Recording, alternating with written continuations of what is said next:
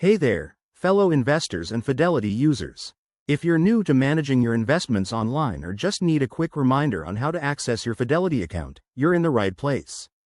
Today, we're diving into a simple, step-by-step guide on how to log in to Fidelity. This process is straightforward and secure, helping you stay on top of your finances without any hassle. Let's get started. First things first, fire up your web browser and head over to the official Fidelity website. You can do this by typing in www.fidelity.com into your address bar. Once you're there, look for the Login button.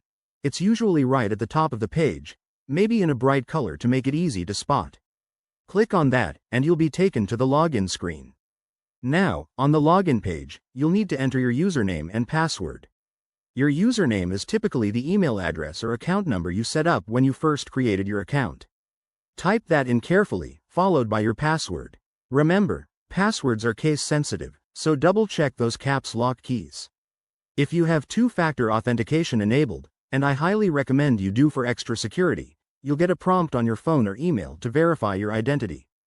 Just follow the instructions there to complete the process. What if you forget your password? Don't panic. Fidelity has got you covered. On the login page, there's usually a "Forgot username or password" link.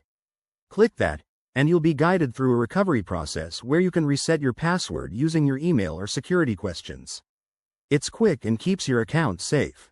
Once you're logged in, you'll land on your dashboard, where you can view your investments, check balances, and make trades. Pretty cool, right? If you run into any issues, like login errors, make sure your internet connection is stable and that you're using the correct details. Fidelity also has a help center with live chat support if you need a hand. There you have it. Logging into Fidelity is as easy as 1, 2, 3. If this video helped you out, give it a thumbs up, subscribe for more finance tips, and let me know in the comments if you have any questions. Stay savvy and keep building that portfolio. Thanks for watching, and I'll see you in the next one.